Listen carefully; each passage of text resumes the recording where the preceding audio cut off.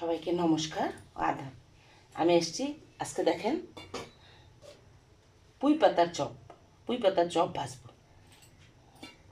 প্রথমে এখানে মাছ নেব। মাছ হচ্ছে সবচেয়ে ষাটি মাছ হলে বেশি ভালো হয়।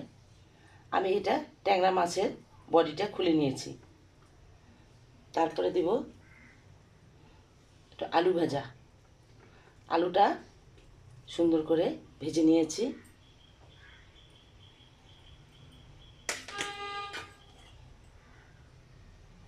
তারপরে দেব ডিমের লাল অংশটা।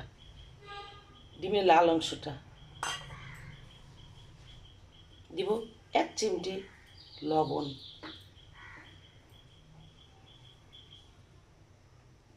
তারপরে 1 চিমটি লবণ দিয়ে এটাকে সুন্দর করে মাখবো। এখন এটাকে আমি মেখে রাখলাম। আরেকটা এটাকে এখন এখানে আটা নিয়েছি।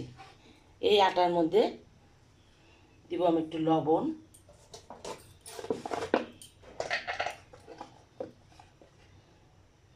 একটু ঝাল, এই যে ডিমের সাদা অংশটা আছে, সাদা অংশটা দিয়ে দেব। দিয়ে দিব জল দিয়ে এই গ্রেভিটা করে রাখলাম। এখন দেখেন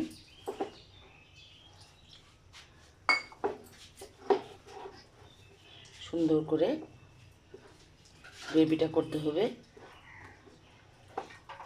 মজা লাগবে।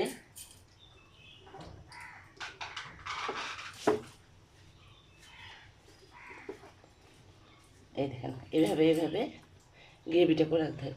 আমি হাত দিয়ে করলাম, কারণ ডিমের সাদা অংশ দিছি তো, ঠিকমতো হাত দিয়ে না করলে ওটা হবে না।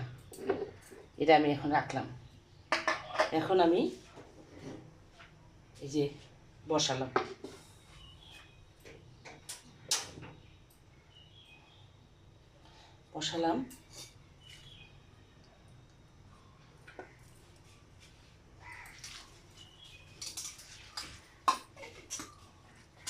এখন আমি এই যে পুঁই পাতাটাতে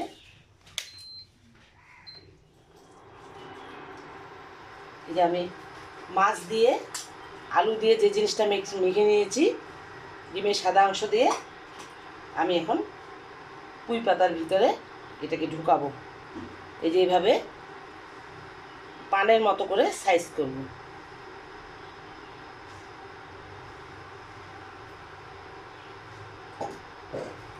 আপনারা বাসায় এভাবে খেয়ে দেখবেন, খুব মজা লাগে। গরম ভাতের সাথে তো সেই লাগে।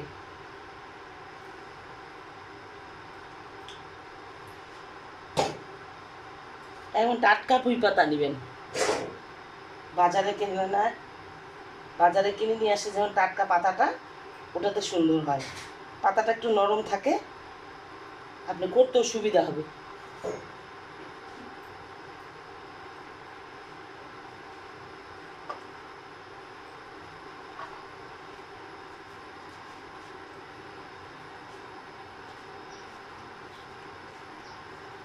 বুঝলেন? এভাবে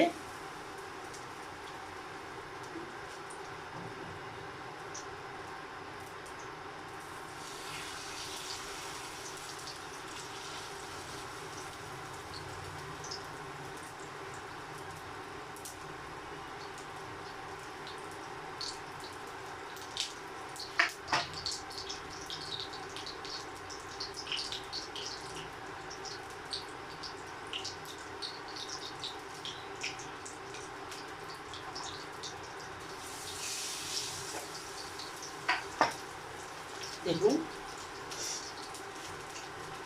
এভাবে করবেন, বাসায় করবেন, নিজেরাও খাবেন, বাচ্চাদেরকে করে দিবেন, খুব খুশি হয়। এর উপরে এই বেটারটা একটু দিয়ে দিবেন, দিলে স্বাদ লাগে আরও বেশি।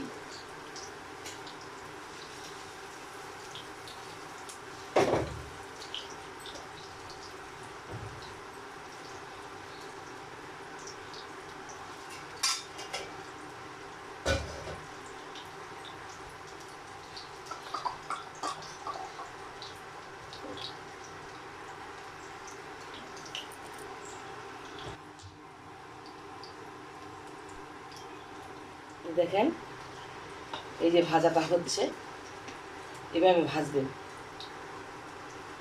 সেই লাগে খেতে। মচমচ করে মুখেও খাওয়া যায়, আবার গরম ভাতে যদি খাবেন তাও ভালো লাগে। পুঁই পাতার পকোড়া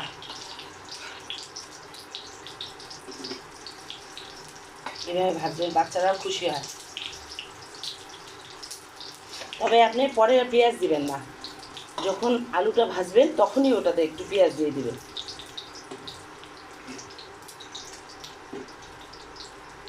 বেশ সুন্দর করে ভাজবেন। আলুটাতে পেঁয়াজ দিলে আর পরে পেঁয়াজ লাগে না।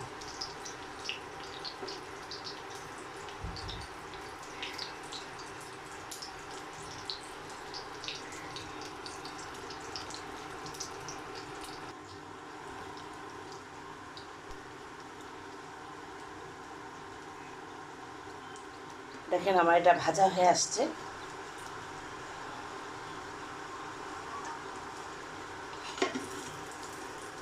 আমি খাবো।